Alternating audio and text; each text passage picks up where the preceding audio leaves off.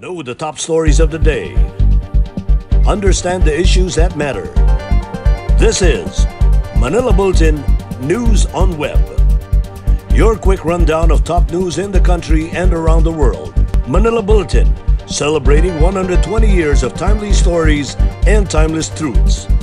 Be fully informed.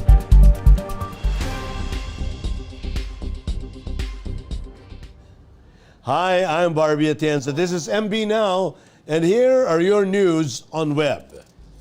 President Duterte has approved the recommendation of the Department of Energy to continue with the no-disconnection policy for lifeliners or low-income consumers of electricity.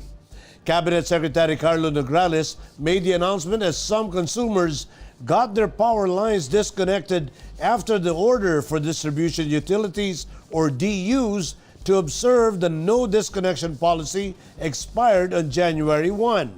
In his virtual presser on Thursday morning, Nograles said President Duterte readily approved the recommendation made by the DOE during their cabinet meeting on Wednesday, January 3, to continue the no disconnection policy for lifeliners.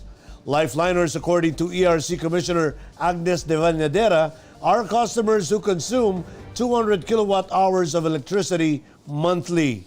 However, the ERC has set different threshold levels for different DUs, and for Meralco, lifeline consumers are defined as low-income customers and senior citizens who consume up to 100 kilowatt hours in a given month.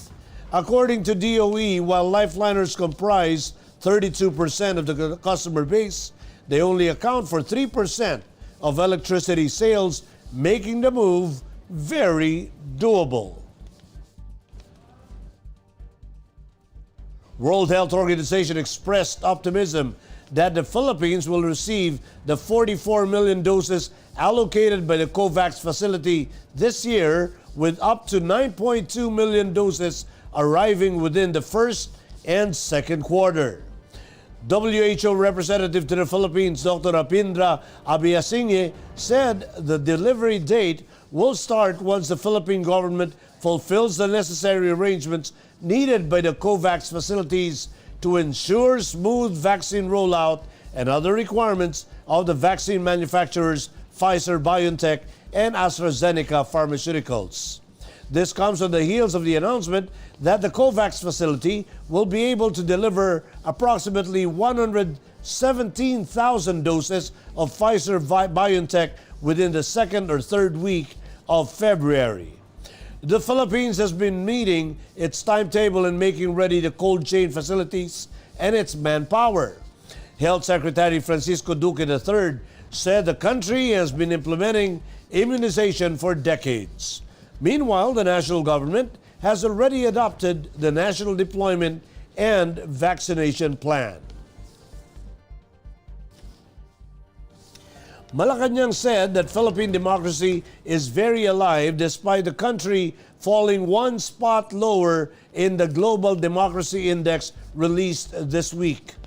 Presidential spokesman Harry Roque made the statement after the London-based think tank, the Economist Intelligence Unit's Democracy Index 2020 showed that the Philippines slipped from the 54th spot to the 55th out of 167 countries in 2020. Roque said a one-spot decline was not a major slip, saying that the Philippines was still ahead of some of its neighbors in the Southeast Asian region. He added that the country is ahead of Indonesia, Thailand, Singapore, Myanmar, Vietnam, and Laos. In other words, ahead of almost all the major countries of Southeast Asia. In the said list, only Taiwan, Malaysia, and Timor-Leste are the Southeast Asian countries ahead of the Philippines. Based on the report of the Economist Intelligence Unit, the Philippines has been suffering a decline since 2017, where the Philippines was ranked 51st, falling to the 53rd spot in 2018 and to 54th place in 2019. Local officials of Malay Town, Aklan Province, are proposing a 3-year ban for tourists coming to the world-famous Boracay Island with fake negative test results for coronavirus disease. This was after 3 tourists recently tested positive for COVID-19 when authorities were able to trace a group of 6 tourists who submitted fake test results after entering the island. Based on records of the Malay Municipal Health Office, more than 100 tourists were caught with fake COVID-19 test results since early December. When caught, tourists will be taken to the facility of the Aklan provincial government in Kalibo town to be quarantined and will undergo swab tests for COVID-19. Those caught were charged in court for violating Republic Act number 1332 or the mandatory reporting of notifiable diseases and health events of Public Health Concern Acts. According to Malay Town Councilor Nenet Aguirre Graf, the town should not only declare them persona non grata, but ban them from coming to Boracay for the next 3 years to teach them a lesson. Deaths due to ammonia leak rise to 2 in Navotas while 96 rushed to hospitals. Manila LGU buys 111 peso lot for housing project for over 600 families. And Marikina City to open mega vaccination facility that can vaccinate 10,000 people per day. Metro News in this report. The number of fatalities reported following an ammonia leak at an ice plant in Navotas City rose to 2 after a cadaver was found inside the establishment Thursday morning. City Disaster Risk Reduction and Management Office head Von Villanueva said the latest victim was a 54-year-old electrician of TP Marcelo Ice Plant and cold storage where the ammonia leak occurred. Villanueva said the recent victim was only discovered on Thursday as responders still had difficulty checking the site due to foul smell on Wednesday evening. Navotas Mayor Toby Tiangcos assured the public that the ice plant owned by his mother's family will be held accountable for the ammonia gas leak incident which happened yesterday. The Manila City Government on Wednesday acquired a 6,003 square meter private lot worth 111 million pesos to help providing housing for more than 600 families. Manila Mayor Francisco Escomedo Magoso signed the deed of absolute sale before City Government official and homeowners associations leaders at the Manila City Hall. The acquired land will be used for the Land for the Landless program of the Manila Urban Settlement Office that provides assistance to the landless bona fide poor, low-income, informal settlers and homeless families. The City Government acquired a parcel of land located along Pasig Line in Santa Ana, Manila through Ordinance number 8115 enacted in 2006 according to Dumagoso.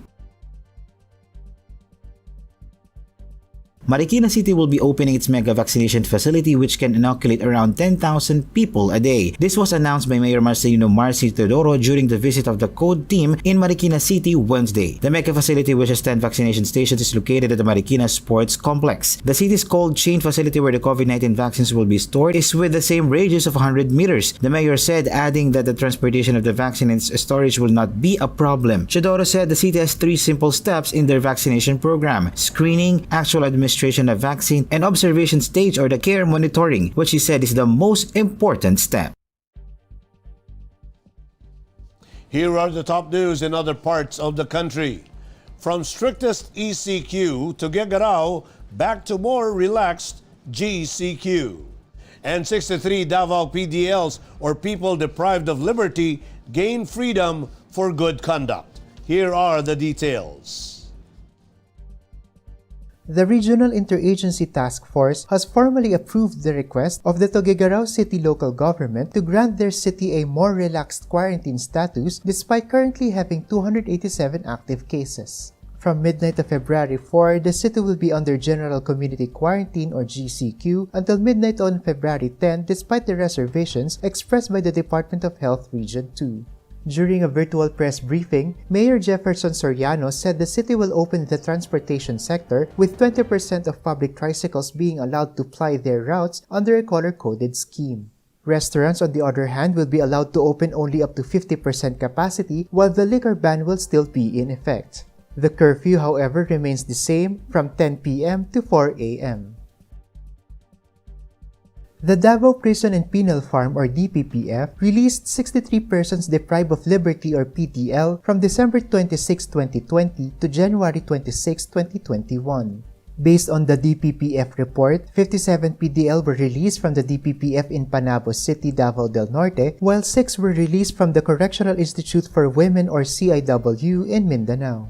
Out of the 63 released PDLs, 19 were acquitted, 24 were paroled, 21 were discharged by the expiration of sentence, and 3 were returnees. From October 1, 2019 to January 29, 2021, the number of released PDL is already at 764, including 690 from DPPF and 74 from CIW Mindanao. In world news, world's longest internet shutdown ends in parts of Myanmar. UK government says vaccine rollout passes 10 million. And meet South Africa's hospitality bots. Let's watch this report. The world's longest internet shutdown affecting more than 1 million people from 19 months in one of Myanmar's ethnic conflict zones has come to an end, according to a mobile operator based in the region. The internet in parts of Myanmar troubled northern states of Rakhine and Chin was suspended in June 2019 following emergency orders issued by the Telecoms Department under Aung San Suu Kyi civilian government. Following Monday's military coup, mobile operator Telenor Group confirmed it had reinstalled full services in 8 townships in Rakhine and Chin states on Wednesday. Human Rights Watch said the internet restrictions had curtailed awareness about coronavirus healthcare risks and information about hygiene measures last year. More than 10 million people have reached a first dose of COVID-19 vaccine across Britain, according to government figures published on Wednesday. Prime Minister Boris Johnson, who has set a target of vaccinating 15 million of most vulnerable by mid-February, hailed the milestone. Britain has been hit hard by pandemic and on Wednesday recorded another 1,322 deaths within 28 days of positive tests, taking the overall toll in outbreak to 109,335. The British Premier is planning to detail his plans for lifting restrictions in England on February 22, with the week of March 8 earmarked for schools to begin to reopen. Equinox restaurant is open from 06 H.30 till 10 H.30 midweek and until 11 H.00 on weekends. In Johannesburg, 3 robots navigate the corridors of the 453 rooms upmarket Hotel Sky, answering guests' queries and delivering room service orders. Put in place before the pandemic, the hotel has embraced the new technology even more than it originally intended, as a way to help reduce the risk of infections by COVID-19 in a country that has recorded nearly 45,000 deaths. In entertainment, Grammy awardee Filipino-American artist Gabriela Sarmiento Wilson, popularly known as H.E.R, has been nominated for a Golden Globe for her music in the movie Judas and the Black Messiah. H.E.R, an acronym for Having Everything Revealed, notched a nomination for Best Original Song for the track Fight For You. The song was written by H.E.R and Tiara Thomas. In 2019, she won Grammys for Best R&B Performance and Best R&B Album. In 2020, H.E.R was nominated for 5 awards at the 62nd Annual Grammy Awards, including Album of the Year for I Used to Know Her and Song of the Year, Hard Place. The 2021 Golden Globes Awards will be held on Sunday, February 28. It will be hosted by Tina Fey and Amy Poehler. In sports, Tokyo 2020 Games chief Yoshiro Mori has apologized and said he may have to resign after sparking a sexism row by claiming women speak too much in meetings. Mori, an 83-year-old former prime minister known for public gaffes, said he was sorry for his thoughtless remarks, which prompted calls for him to step down. Mori is reported to have said Wednesday that board of directors meetings with many women take a lot of time. He added that if women's speaking time is not restricted to a certain extent, they have difficulty finishing, which is annoying. The comment sparked a furious reaction in Japan with the phrases "enough already," "misogyny," and "We demand Yoshiro Mori resign," all 10 trending on Twitter. Mori said he had been taken to task by the female members of his family as a result, with his wife giving him a thorough scalding. The Tokyo 2020 Organizing Committee has not responded to a request for comment on Mori's remarks, but has scheduled a press conference that is expected to address the row. And those are the news on web today, February 4, 2021. For more news and details, get your copy of Manila Bulletin newspaper tomorrow or log on to www.mb.com.ph. Or you may also subscribe to our newsletter through the link on this video's caption to have the day's latest news delivered to your inbox. I am Barbie Atienza for Manila Bulletin. Join us again tomorrow. This has been MB Now. Be fully informed.